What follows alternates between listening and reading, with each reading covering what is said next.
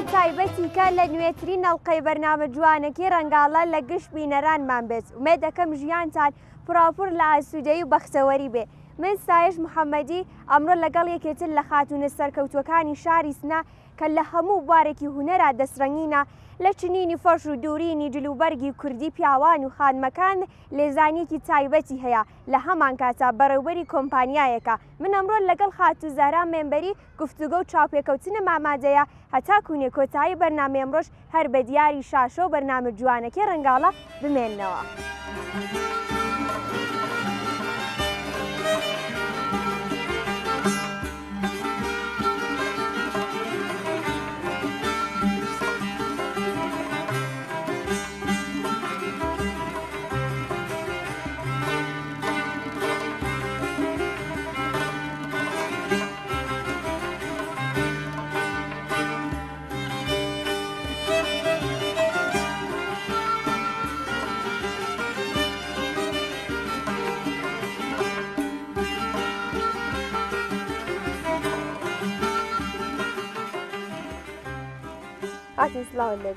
سلام ئەرزەکەم لە خۆتان و هاوکارگەن مەحتەرەمتانە بە خێران سەدان پیاز دەکەم. زۆر سپاس. تەندروستی و حاڵتان باشە؟ خۆشبی یەخوایەوە چۆن باش سپاس دەکەم هەر باش بن یەخوا. سەرەتا بۆ دەستپێکی بەرنامەکەمان ڕێزوسڵای خۆت بۆ بینەرەکان بایۆگرافیێکی بچووک لە ژیانی تایبەتیت و ئەو حرفێکی حالین مەشغوڵ بە ئیشی تێدایە بۆمان باس بکە. سلام ئەرزەکەم لە خەمەت بینەندەگە لە عەزیزە و بزرگوارگەلێکە تەشویان ئاوگە بۆ زەبتی ئەم بەرنامە بەنە سەیدزانە منبەریم مدیر عامڵی شرکەت تاعاونی چەند منزورەیە بڵەنجامەکانم لە کاناڵی سەنایە عدەسیە چەند منزورە کارەکەم. زۆر باشە. خاتوزارەمە بزانم کە ئێستا کە تۆ کارەکەت ئەوە نەوەسعەتت پێداوە ئەوە نەپەرێت بە کارەکەت داوە بزانم کە ستارتی ئەم کارت لەکوێوە بوو چۆناهی ئەمیشت دەست پێ کرد. چەکەم ئەرزم کرد لە خمەتانم باو تەوەجۆبەوە کە لە منداڵیەوە هەر عەلاقەم بە هونەر بوو و تحصیلیش مەکرد هاوکلاسەکان مەلعان مامان و دەبیرن و ئەکسەرن کارمەندن ولی من چۆن عشق و عەلاقەم هونەر بوو هونەرم ئێدامەدا بە سوێتی کە حتا لە مناڵیە کە زۆر مناڵ بووم ئەوایلی ابتدایی بوو لەو مۆقا سەنایە دەستی و ئیمکانات و ئەمانە نەبوو مەدرەک و دیپلۆم و ئیمتحاندانومانە فقط من حتا ماڵی باوکم خوافکە حیوانیان سەرەبڕی لە پەشمی ئەو حیوانە لە خاکە سوورە هەرگم دروستەکرد بە پەشمەکەم تیا کرد گۆزەم دروستەکرد دێزەم دروستەکرد ئەروسەکەم دروستەکرد بێشکەم دروستەکرد چتگەلی سەنایە دەستم دروستەکرد حتا لە ناڵبەکیەکان دایکم ئەمشکان نگینگەلی ئاوی و قرمزی بوو لەوە تەزئینیان مەکرد بە خاطر عشق و عەلاقەم بە کاری هونەرەکەی خۆم. ئەمەد بزانم کە باست کرد لە سەردەمی مناڵی ئەم کارانە سەنجامەیە هەمووی لە خەلاقەتی خۆت بوو استیفادەیتە کرد یان لە دەستی ئەم لاو ئەو لاو چواردەوریت ئەدی تۆ شەچووی هەمان شتی ئەمانە دروستە کردەوە. والله فرتر عەلاقەی خۆم بوو عەلاقەم پێی بوو کە حتا بۆ تەنورەکەی کە کوورە نەبوو لە وەختا تەپاڵەم هاوە نزولاتی حیوانی ئاگرمە کردەوە لە ناو حەوشەکەی خۆمان خاکی بوو حەوشەکەمان ئەو شتانە کە ئەو ئیشانەکە دروستمە کرد ئەمنیانە ئەو ئاگرا بە حاڵەتی پۆخت دینجا ئەوانە پۆختە هەر بازم بە ئەفکاری خۆم. وایە باشە خاتوزارێستا تۆ خاتونێکی لە سەردەمی ئێستا و خاتونێکی سەرکەوتوو لە بواری سەنایەی دەستی ئەناسرێت و خەڵکت ناسێ بزانم یەکەم شتێکە لە بواری سەنایە دەستی کە دەستت پێکرد بە چیەوە بوو؟ والله زمانی کە چوین بۆ سێوەمی ڕاهنمایی ئیتر لەوێ و کارگەلی هونەر شروع بوو با تەوەجوبەوەکە حتا تحصیلم شاگەر مۆمتاز بووم ئیجازەم بە مرەبی نادا بۆ حرفە و فەنووشەکەم کۆنفرانس مەدا لە وەسایلەکانی ماڵمە بێت لە خانی خۆمان لێنا بە حاڵەتی هونەر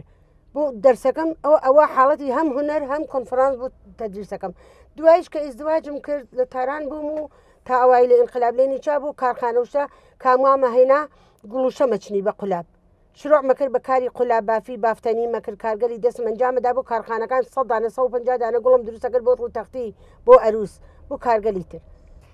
باشۆی کە ئاماژت پێدا وتت من ئەم خوێنە بزانم تا چەندت تەواو کردووە لە بواری تاسیلات؟ والله تاسیلاتم دیپلۆم ناقزم.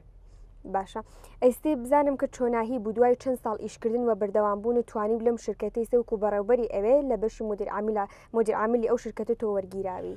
ئەوایی لە ئینقلاب متاسفانە تەسازی بۆ مێردەکەم پێشات کە هاتینەوە بۆ سنە بەکولی دوای لە سنە شروعم کرد هەر لە ماڵەوە ماڵی قەدیمی گەورەم بوو لە ماڵەوە کارمە کرد ئاموزشی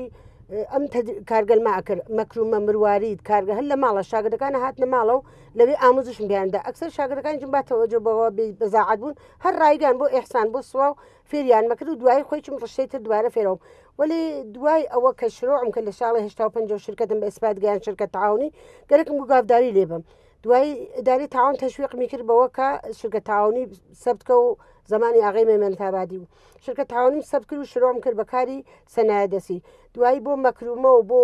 نازک دووزیۆمانمە کلاسەکانم چوون بە خاتری مەدرەکەکەم دەورەکانم دی لە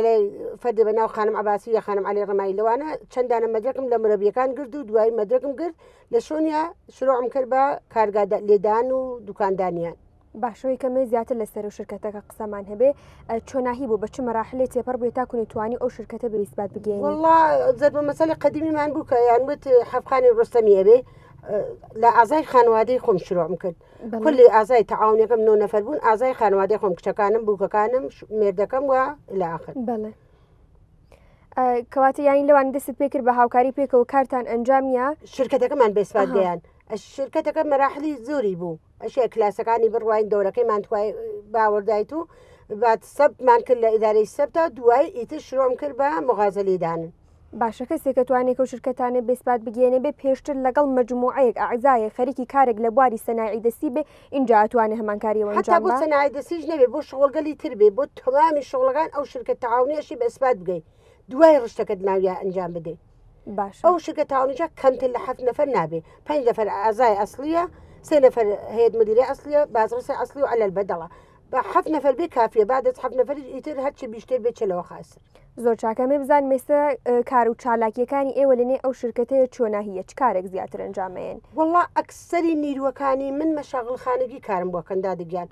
کارەکانم تەرحەکان مەکێشم لیباسەکانم نیم دۆخت ئەنجامەدەم بە تۆر مەساڵ فەرشەکانم چ لە کەشیەکەم ئەی بەمە ماڵە بۆیان ئەوان سەرکەشیانەکەم تێم وەچم بازی دەکەم بۆ کارەکەیان زانم کارەکە جوانە خراوە خاسە ئامادە بووە دوایی دووبارە جەمیەکەمەوە دێرمیەوە بۆ ناو دوکان بۆ خۆم بازاڕدا بیشی ئەکسەرەن خۆمم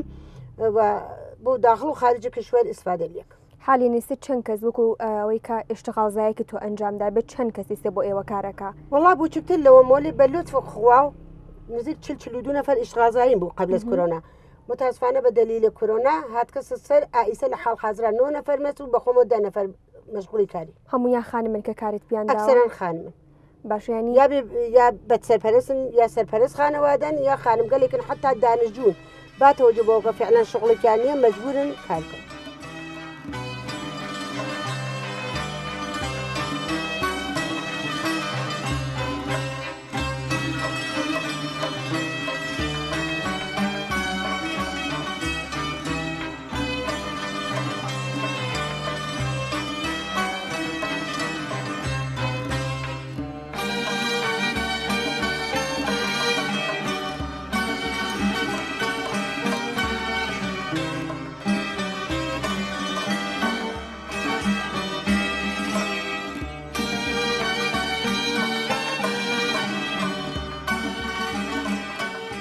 باشە بۆ ئەوی کە خانمانە کۆبکەیتەوە ناو مەجموعەکەی خۆت خۆی داواکاریت کردووە کە بێت لەگەڵ هاوکاری بکەن یا کاتی مەجموعەکەی تویان ناسیوە هاتون خۆیان سەردانی تویان کرد داوایان کردو کە کارێکیان پێ بێ لە نێو شرکەتەکەتان ئەکسەرەن لە مصاحبەکانمان تەبلیغم کردووە لە مصاحبەی مەجەلە و ڕۆژنامە وتومە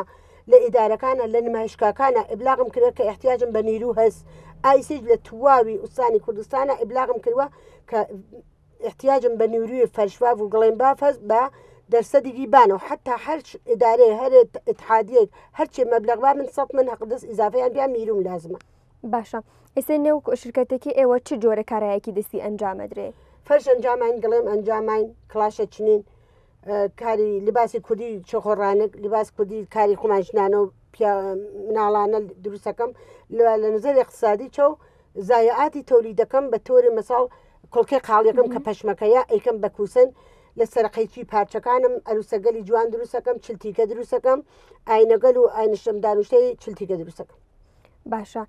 ئەمەی بزانام شێوازی کارکردنتان زیاتر لە سەری قسەکەی چۆناهەیە یانی ها بە شێوازەیە کە ئێوە ئازاکەتان لە نێو شرکاتەکە بیسپات گەیانووە و داواکاری و سفارشتان هەیە لە خەڵکەوەی کارەکانتان یاننا وەکو عەزا مەجموعەی ئێوە لەم بوارە حرفەیان لەم بوارە و لەم حرفانە کە باس گوتە گڵیمە فەرشە دروستکردن جلی کوردیۆمانێ خۆتان دروستی ئەکەن و ئەیەن بە بازاڕی کار یانی بزانام کارەکانتان بۆ نێو بازاڕە یان سفارش و داواکاری خەڵکە وەریەگرن هەم بۆ بازار کارەکەم هەم بۆ مشتری کارەکەم همین که کارەکانم حتا بە کشوەرگە لە خارجی گەیوە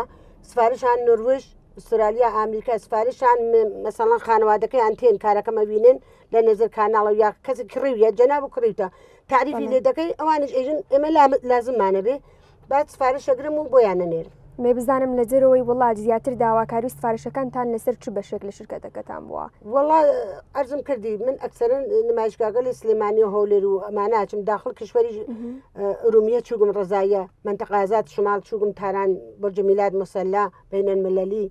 و گشت شارێک ئەچم نامە بەستمێ خات و زارە ئەڵێ کە لە دەریوشە من سفارش وەرەگرم لە خەڵکی دەرەوەی وڵات ئەمێ بزانم داواکاری خەڵک لە دەرەوەی وڵات زیاتر سفارشەکان لەسەر چی وەرەگری وتت کە من گڵیمە فەرشە ئەمانەوە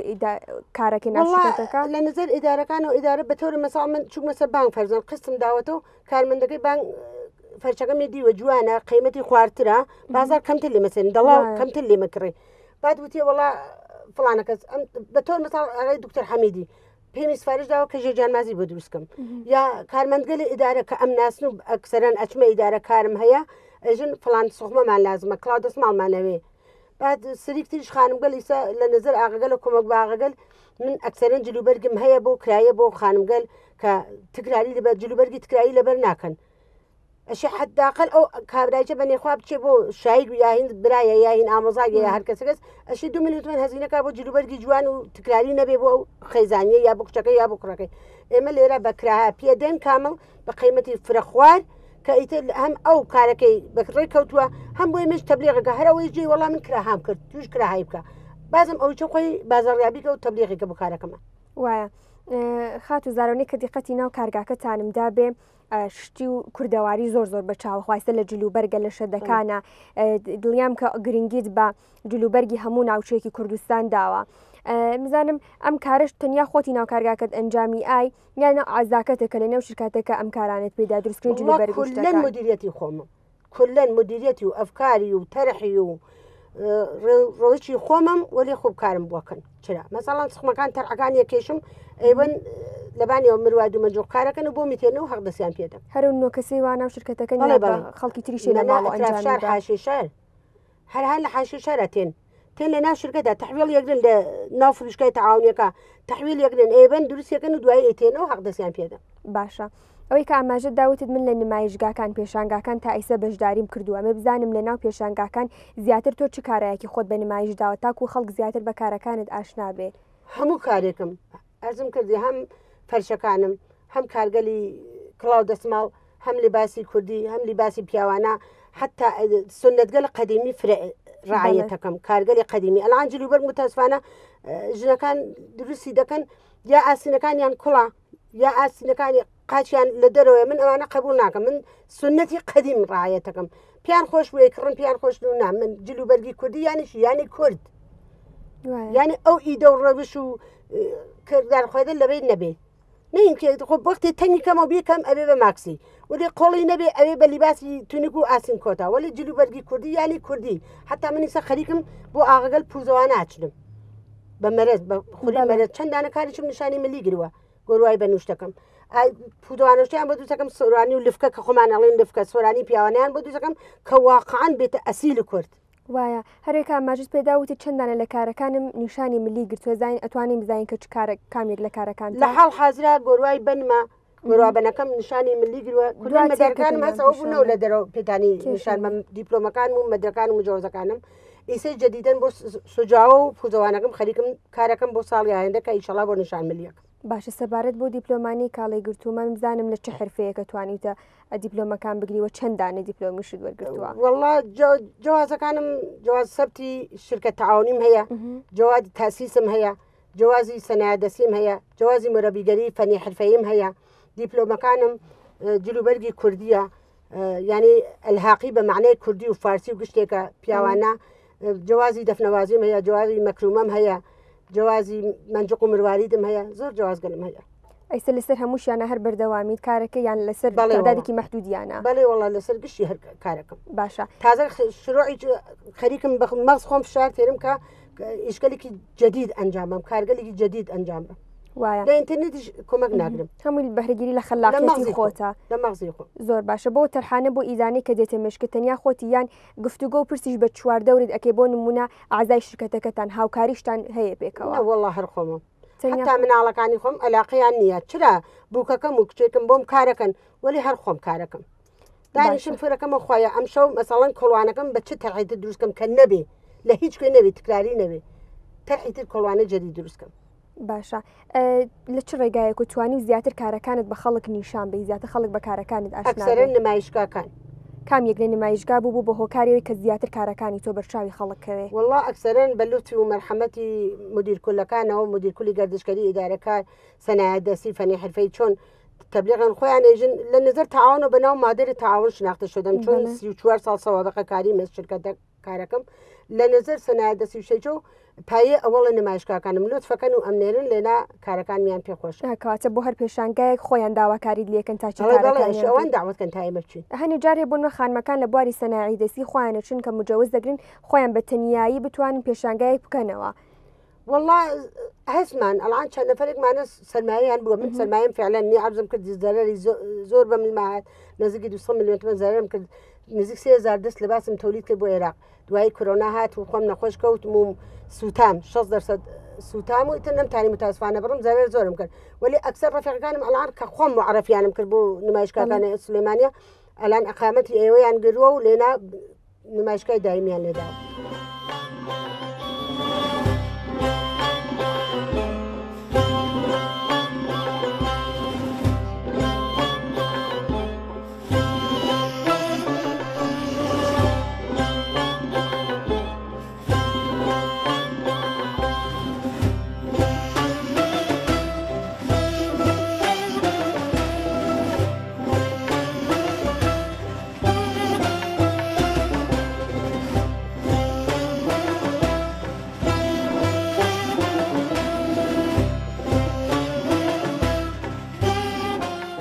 خاتو زارامەوێت سەبارەت بە مەقسە بکەینێستا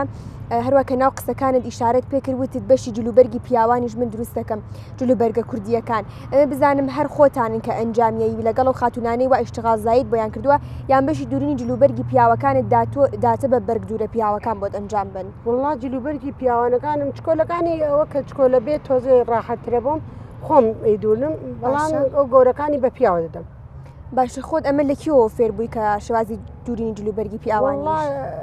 چۆخۆڕانک لە مەرەز و مەرز کە خۆمان بەدەست خولیەکەیمانە ڕست دروستمانەکە ئەماندا هەر بە کابرایە هەورامی بۆمانەی دروستەکرد بەڵام فاسۆنیەکان ئیسا هەم مقدارێکی خۆم بە حاڵەتی ئۆلگو هەر جلوبەرگی کڕیوم یەک دەسم کڕو هەر لە ئۆلگوی ئەوە بە شکلی بە لەبان کاغەزە و کاغز ئۆلگۆ بڕشم لێدا و دوایی خۆم ئەم دووران یا بڕشم لێدا بەڵام کارگەلێکم کە بزانم حساسە و بۆ زاوا ئەبێت و بۆ ئەفرادی حساسە بێ کابراایکی خەیات هەیە لە ناگوزەر بە ئەو یەدەم بۆ مەدورێ. باشە ئەمێت سەبارەت بە هین قسەمانە بێکەوتت من بازرسی ئێتحادیم ئەوە چۆناهی بوو کە تۆ وەکو بازرسی ئێتحادی تۆیان قبول کرد و ئیسێ وەکو بازرسێک لەوێ مەشغوڵ بە ئیشی چەند ساڵی گوزەشتە ئێتحادیە سەنایەت دەستی ژێری نەزەری چەند نەفەرتر بوون دوایی فعالیەتیان نەبوو کارێکی جوانیان ئەنجام نادا ئەمانە فعالەتیان کەم بوو دوایی چەند ساڵ ئێتحادیە هەروە ملغا بووەوە تعتیل بوو بەشۆنیا ئاغەیەک بەناو ئاغەیە تۆفیق شریعەتی کە ئەلعام خۆی کارگای زەرگەری هەیە زێر دروستە کارگەلی وەکو زێر گەلی بەدەڵ مۆدۆڵاو ئەمانە دروستەکە ئەو ئیقدامی کرد کە ئێتحادیەکە فعالە بکەینەوە شرکتمان کرد و تەقازا و دەرخاستماندا بە ئیدارەی تەعاون و کە بە مدیرکولی میراث گەردشکەری ئیتر وتیان باوە شرۆ بکەن بەکار دوایی چوین بە 7 نەفەر سەبناومان کرد نەفەری 100,000 تومەن زوێتمان خست بە حەسا و دەورەکەمان دوایی هاورد و ئێتحادیە سەد بوو کە 3 ساڵی ئەوەڵ عضو هەیەت مدیرە بووم عنوان هەیەت مدیرە هاوکاریم لەگەڵیان ناکرد فعالیەتی زۆری بە گەردەنی بەنێخوا مدیر عامڵ و ئاغای کارۆ و ئاغای شریعەتە بوو دوایی ئەم 3 ساڵە بعد کە انتخابات شروع بوو بە عنوانی بازرس ئەسلی انتخاب ڕێی ماوە و انتخابوو. باشە ئیسە کاری تۆ وەکو بازرسێک چییە؟ سەرچی سەرکێشی کارەکانی نێو بازارەکە یان و خانمانی کە لە بواری نەوەڵا فعالیەتێکە اتحادی ئەنجامیەدا ئەلعانها بە شۆن بازارچەیە بۆ کشوەرگەلە خارجی بۆ وەکو هەولێر سلێمانی و کشوەرگەل خارجی بازارچەی دایمی بۆ سەنعەتگەرگەل لێبن بۆ پیاوژن بۆ سەنعەتگەرەکان کوردستانی سە جوان یاپین وەکو فعالیەتگەلێ تریان کە بۆ تاسیلاتی بانگی بۆ مەکان لێرە بۆ شۆن بیان پیان بۆ کارگەلی کە ئەنجامەدەن ئەوانە و کارانە ئەنجامەدەن سوورە جەلسەکانی ئیمزای من ئەشێ بەڕەسی کەم زانم کارەکانیان جوانە ڕێگ و پێکە مشکلی نییە کەلک و کوڵک لە ناویان نەبێت دوای منیش ئیمزایەکەم و تەیید یەکەم کارەکەیە. باشە بازارچەکان کەوتت ئێسش بازارچەکان مەشغوڵ بە ئیشنیای ڕێتان خستە؟ نەوەڵات تازە خەریکم فعالیەتەکەن دەرخاستیان داوە لە تاران لە کوردستان کە هەان بە شوێنی ئیشەڵا مەکانێکی زمینێکی خاص لە تەریقی ئای ئوستاندار و فعال زەحمەت کێشی بیمانی بات و ئەوانی شرۆکەن بە ساخت و کە تاسیلاتمان پێ بن و ئیتر سەنعەتگەرگەل هەرکە بۆ خۆی شۆنێکی بێ چۆن ئەکسەر سەنعەتگەرەکان متاسفانە هەمویان هەم لە نظر خانووە مستاجرن هەم مەکانی دایمیان نییە ئەلعان بە تۆری مەسەل هەر ئەم مەکانە ئەم شۆنە کە فیلمەکە ئیجرابێت لە ڕوبەڕوویە و هەفتەی گوزەشتە حدود چەند دانە لە کارگاکان ڕاندازی بوو افتتاحی ئەنجام بوو دریا بە سەنعەتگەرگەلێکە واجب شەرایط و کارگان و لەوێ کارەکەن هەرە لە ڕوبەڕووی خۆمانەوە پشتی بەڵێ شەسە. باشە بازارچەکان ئەگەر ڕێبخێ کارەکەیان چییە بچ کارەکە ئەنجامەیەن؟ زۆر بە نەفعی هەم اقتصادی ملت و شارەکەمان و کشوەرەکەمانەوە هەم لە نظر سەنعەتگەرە بۆ منبع دەرامەدا هەم ئیتر توریست ناگەڕێ سەرگەردان نابێ لێرە بچوو بۆ فلان محل فلانەکەس لێرە سەنایە دەستی هەیە لێرە بچوو بۆ ناو بازار چی هەیە تەمامی سەنعەتگەرگەل هەموو ئیشەکانیان تێرن لە ناوی ئەو مەکانە ئەو شوونە دائیمیە هالێنە ئیتر توریستی بێ مسافرێ بێ گشتی تێ یەکسەرە چ بووینە مراجعە کات و شوونێکی گەورە و وەکو فروشکایەکی تواو کشوەرەکان هەسیان سەنایە دەستی بینەرملەلی ئەوێتە تقریبان جێگەی سەنعەتە بینەرملەلی بوو تواو سەنعەتگەرگەل وایە ترەگەر لە شارەکانی تری کوردستان یان شارەکان و وڵاتەکانی کە کاتی دەستەردانی کوردستانەکەن ئەتر شوێنێکی تایبەتیان ئەبێت بۆ سەنایە زیاتر بەکارە دەستیەکانی منتەقەکان بازی دەکەن بینن لیانەکڕن ئینشاڵە کە پێویستەکە بۆ شتێکی وە هاوکاریتان بکرێت تا زووتر ڕێ بخرێت تاکۆی خەڵکەکانی تر لە وڵاتەکان و شارەکانی کەوەیەن زیاتر بە دابوونەریت و شتەکانی کوردەواری ئاشنایی بن. ئینشاڵە بە ئومید خوا ئەوەڵ دوومەنیش بەلوت و مەرحەمەتی بزرگەل و مەسئولگەل ئەو ئینشاڵە. باشە هیچ هەنگاوێکتان بۆ هەڵی ناوە بۆم پرۆژە هیچێکتان بۆ ئەنجام داوێت ئەلعان 2 ساڵە مدیر عامڵەکەمان و ڕئیس هەیەت مدیرە خەریکن و ئەکسەر کارگەل ئەوڵیان ئەنجام داگە فقط ئۆکەی خوارگە لە نظر ئیدارەی کارە و ئیدارەی سەنایە دەستی و گەردشگەریە و بەغداری کاری ماگە زمینەکەی ئیشەڵا واگوزار بکردی و شرۆکەن و ئبلاغکەن بە سەنعەتگەرگەل کە بێت ئیشەڵا تاسیلاتیان بن پێش شرۆکەن شۆنەکانیان شرۆکەن دروستیکە. باشە خاتوزارە ئیستا حالێن لە نێو کارگاکەی خودوە و خانمانی کە لەگەڵ یانە ئیشەکەی تۆ تەنیا سەرپەرشتیاری ینی سەرپەرشتیاری کارەکانیان ئەنجام ئەیە یان خۆشتە نەجار هەنی لە کارەکان ئەنجام ئەکسەر کارەکان خۆمم دادیگیان ئەکسەری ئەرزم کرد لە خەمەتە سەر و کڵاوەکان کە ئەلعان نمونونەکەی لەسەر خۆتانە سەر و کڵاوەکان هێدبەندەکان لیباسی چکۆلێ مناڵانەکان کلن کاری خۆمە دوای تەرحەکانی تەراحیەکەی ئەکسەری سادە بێ خۆمێ کێشم ئەگەر بزانم تەرحەکانی تۆزێ سەختە و پێم سەختە هەم لە نظر ئەوە کە کۆمەکێکە بۆ ئافرەتی جوانە تەراحەکەم ئەیدەم بە ئەو ئەیکێشێ بۆم هەمیش خەیاتی و شەری ئەکسەرن خۆ منجامیە. تەرحەکان مەبەستێ تەرحی چ شتایەکە کە تۆ ئەیکێشی مەسەڵەن سوخبەکانمان کە ئەوان منتەقەی راهێلێکی بیاڵێن ئەوانە تەرحەکانی خۆمان لەسەر ئەیکێشین کراسە کوردیەکانمان تەرحەکانی خۆمان لەسەر ئەیکێشین بعد فقط نەخشەی تۆنەکانمان چرا ئەوە نەقاشی کە مەخصوصی خۆیەیە نەخشە بیجار بێ نەخشەی کورسان بێ نەخشەگە لێتر مەناتقە دیوان دەرۆشە بێ ئەوانە تەراحمان لەسەر کێشن. بۆ فەرشەکانتان فەرشی کوردیە یاڵی فەرشی کوردی خۆمانە کڵاوفەرەنگە ماسی دەرهەمە جقە تۆپیە جقە چارەکیە گوڵمیزاعلی ڕێز و دروشتیە ئەکسەر کارەکان خۆمان ئێمە تابلە فەرش کار ناکەم فقط کاری سنەتی ئەرزم کرد لە خەمەتان. بەڵێ وایە بۆ فەرشەکانیش خۆتی کەیسە ئەنجامی یان خودت خانمت هەیە نیروت هەیە کە بۆت ئەنجام بن. ئەرزم کردی نیروم بوو وەلێ با اینکە یەکی اینکە مەکانیان نییە ئاپارتمان نشینن یا ئافرەتێکن مەسەڵەن چەند سەرخەیزانن لە ناو ئوتاقی زندگی دەکا ڕێجێنیە دای بنێ یا ئاپارتمانەکە ئیجازە پێ نادن سەر و سەداتی دوای بەو دلیلە ئەمە دلیلی ئەوەڵی دلیلی دومی ئەم کۆرۆنا باعیس بوو دلیل سێومیی متاسفانە خانمەکان تۆزێ دڵناسکە بوتن ئەژن ئاتروسمانە و ناتانی وەختمان نییە و ئەکسەر خۆم ئیسە دووسێکم.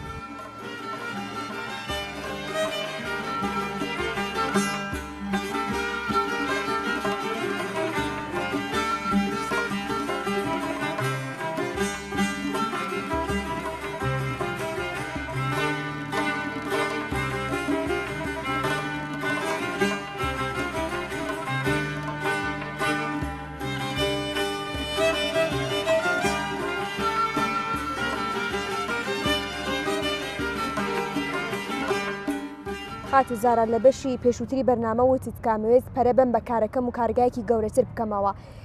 هیچ هەنگاوێکت بۆ کردنەوەی کارگاکەت ئەنجام دا یا تەنیا فکرەیەکە لە مێشکتا؟ لە زۆر ئەقدامم کردووە کە فعالیت کەم و ئینشەڵا کارگاکە چۆن خۆشبەختانە کۆرۆنا نەما هەر لەو ساوە بە شدت هەم بەشۆن کاری کارگاکەم و ئینشەڵا سەرمایه‌گوزاری بۆ مشارەکەت پیاکەم و زەوینیان پێم داوە و تەسهیلاتی بانگی ئەگرم و ئینشەڵا شروعەکەم بە کارەکەم.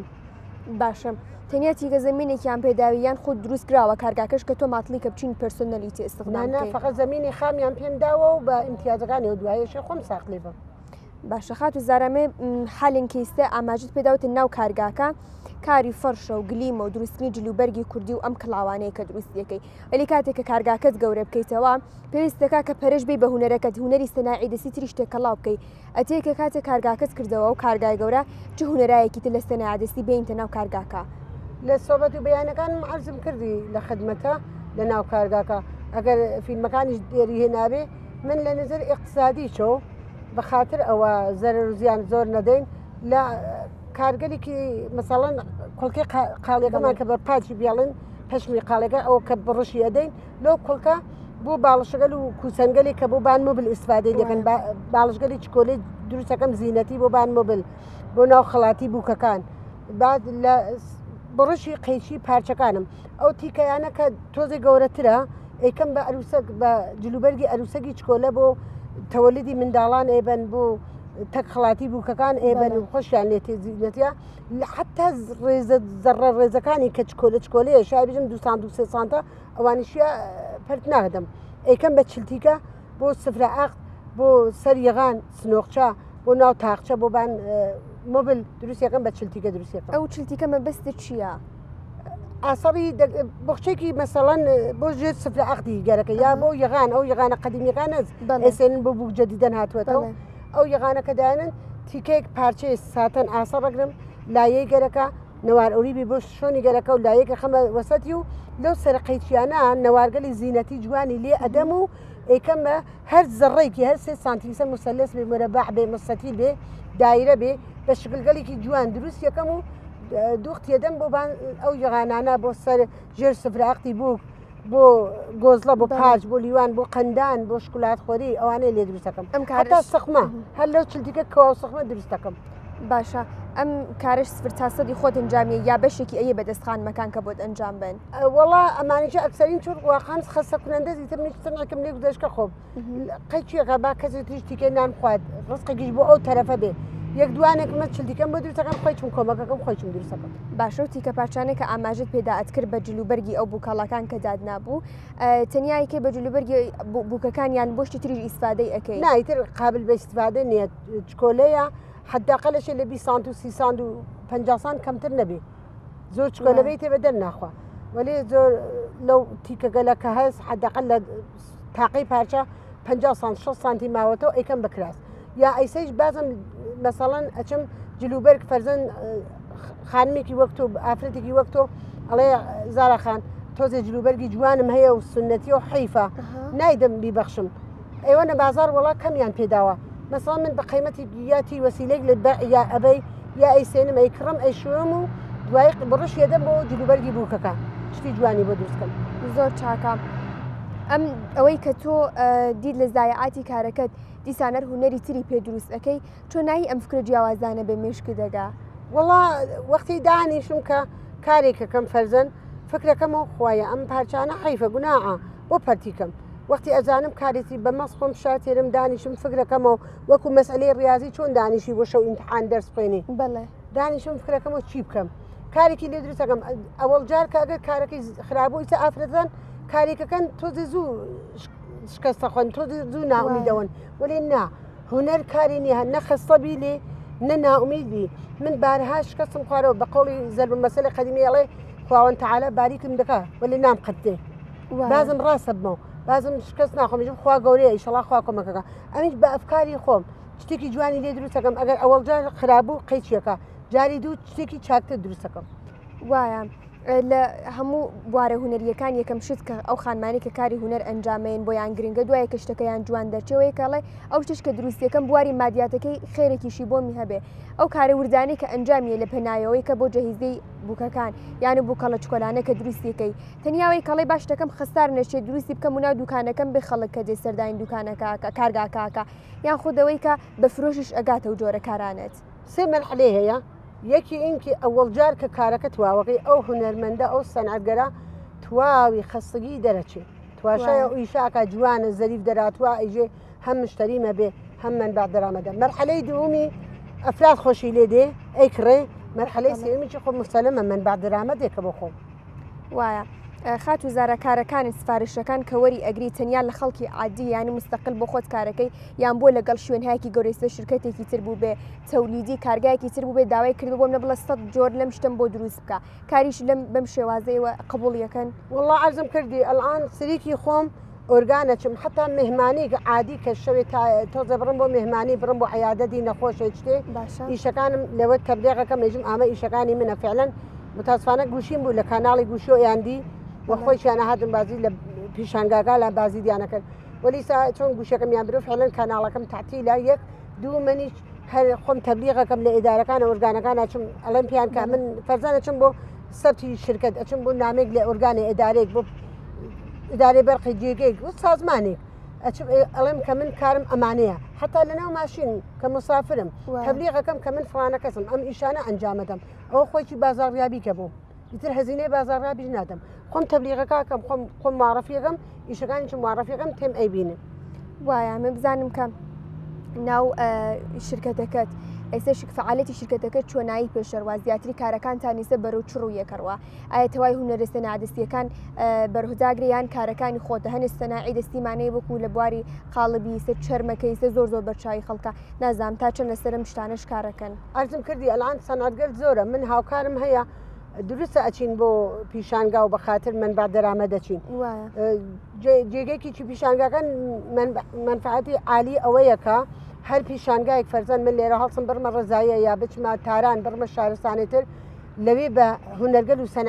سەنعەتگەل ئەوان ئاشنایی پێیا ئەەکەم بە هوەرەکان ئەوان ئاشنایی پێیاکەم شتێکی کە من نازانم لە ئەوانی ئەکڕم خۆیچم بۆ ئەوان مەسەڵەن منبع دەرامە دەگە ئەوان لە من ئەکڕن دوایی هاوکارەکانم گشتیان خۆشی ئەوەیە کە هەمومان لەگەڵ یەک هەمانە چەرم دروستەکە هەمانە تەختەنە دروستەکە هەمانە کاری خانووی هاوکارمانەیە کە ئەرغەوان بافی ئەنجامەدا زۆر کارگەلمانە هاوکارەکانم دێت کارەکانی ئەرغەوان بافی و چووەمانە خۆت لێ زانی کارت نەوەڵڵا من وارد نیم بەوە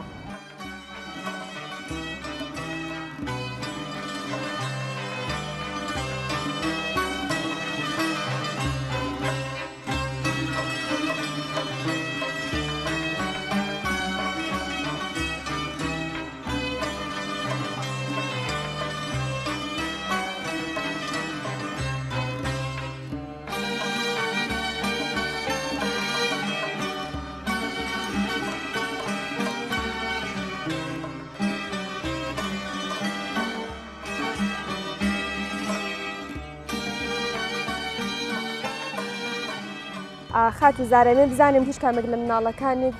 نهاتنەتە سەر ئەم ڕێگا کە تۆ هەڵت بژاردووە ڕێگات ئەگەریش خۆشیان هاتوێت مێردەکانیان مردیان کردوە مێردەکانیان ڕازی نەبوون و ناتون منیش دەخاڵت ناکەم چۆن ئەو زندگی ئەوان ناشوێنم بەخاج ئیشەکەی خۆم باشە مێ بزانم کە ئەمەیە کە لە ڕێگەی ئەم بەرنامەیەمان ئێستا زانم کۆمەڵێک بینەری ئافرەتمانێک کە بەرنامەکی ئێمە ئەبینی لە تەمەنایەکی جیاوازەوە ئەگەر لە دڵنیام کە ئەگەر قسێکیان بۆ بکە قسەی تۆ و ئامۆژگاریەکیان بکە قسەیەکیان بکەی کە لەوان کاریگەریە دروستکە کە پێیان بڵێ کە ئەو شتێکە خۆیانە کە ئەو شتێکە خۆیان حەزیان لێ حەز و خولیایانە هەڵبسن و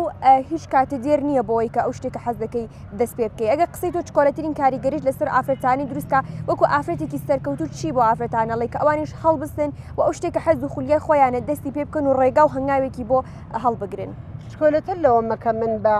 هاوسنع و ساڵەکان خۆم یا بە ئەفرادێکی وەکو کچەکانم وەکو ئافرەتگەلێکی وەکو خۆشکی منن وەکو کچین بنن وەکو بووکە منن چکۆلەتە لەومە پەیامی بەم ئەمما لێرە پیان ئەڵێم واقعاً هونەر شتێکە لە حەچی کاناڵە و لە کاناڵی ئەوە فەرزەن ئافرەتی ئێژێ شکر بۆ خوا من سروەتمەندم پێم لازم نییە و نامەوێ کارکەم بۆ چیمە هەسم توانی ماڵی مێ لازمە نییە وەێ بە نەزەر من ئەلبەتە ئەمە عقیدەی منە نازانم نەوێتە نەسیحەت بۆوان و پیان ناخۆش بێ مەسەڵەن ئافرەتێ لە ماڵە دانیشێ چەندێ ئەم گوشێ بەدەستیەوە بێ چەندێ خان و ماڵ زۆر تواوە بێ خاست جاڕوویکە و نزافەتێکە و غەزای بلاقەرە وەخت ئیزافە دێرێ قەیچێکە حتا قولابێک و دانی کاموە چەندێ هەزینەیە لە دەست یەکرێ بافتەنیکەکە یەک دانە لیف دروستەکە لیفەکە لازمنەوە ئێدا بە کچەکەی ئەچێ کچەکەی ئەچێ بۆ لای کەسێ ئێبا بۆ کادۆ بۆی دوای هەم کارەکە ئیشەکەی دەست خۆیە هەم ئەو تەرەفە خۆشی لێتێ هەم هەزینەی ناکە هەم لە نظر ڕۆحی و بەدبختانە ئایسە گشتی ئاسابی داغانە تۆزێ هەزینەکان چووگەبان گرانی هەیە ئەوە ڕۆم هەیە مشکلاتی خانەوادگی هەیە بە خصوص ئەم جوانگەلە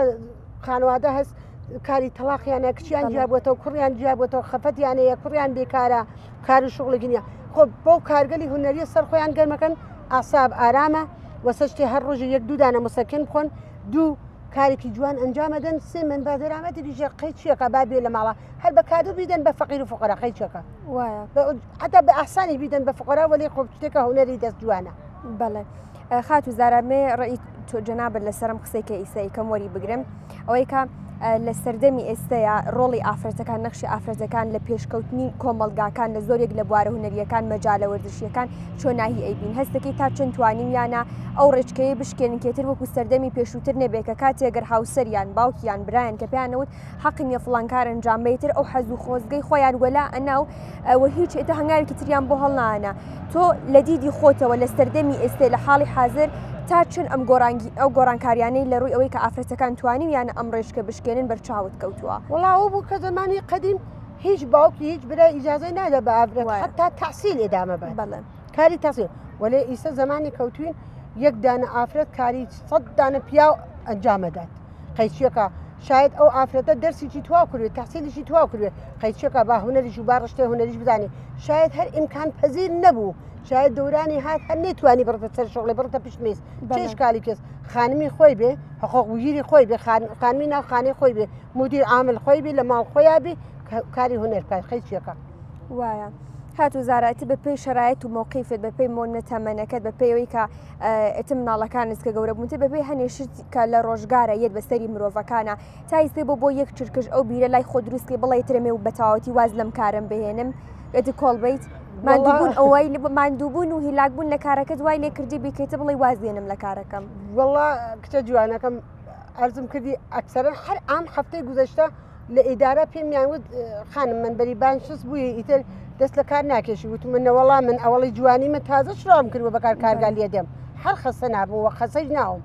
مەگەر ئیتر خوا کارێکان نەتوانم نیشەڵاکە لەش ساغبی ئەمێ بزانم چی واد لێ کاکە و ئەنگیزەیە و قۆتە خەلبێ گەورە وەرئەگری کە بە بەرداوامی هەموو ڕۆژێکە هەڵ ئەستەی هەر حەزەکەی بەرداوامی لەسەر ڕێگەی کە هەڵە بژاردووە یەکێ اینکە ئەلاقەی خۆم دوم اینکە سن چوە سەبان مناڵەکان ئزدواجیان کردووە هەمویان چوون بە تەنیام سەر خۆم بەچی گەرم کەم ئەفسردە نەبووم فەراموشی نەگرم خۆ شتێکە مسەلەم ئەم هونەرە دەرامەدەکەس من بە دەرامەد ماڵیەکەم هەست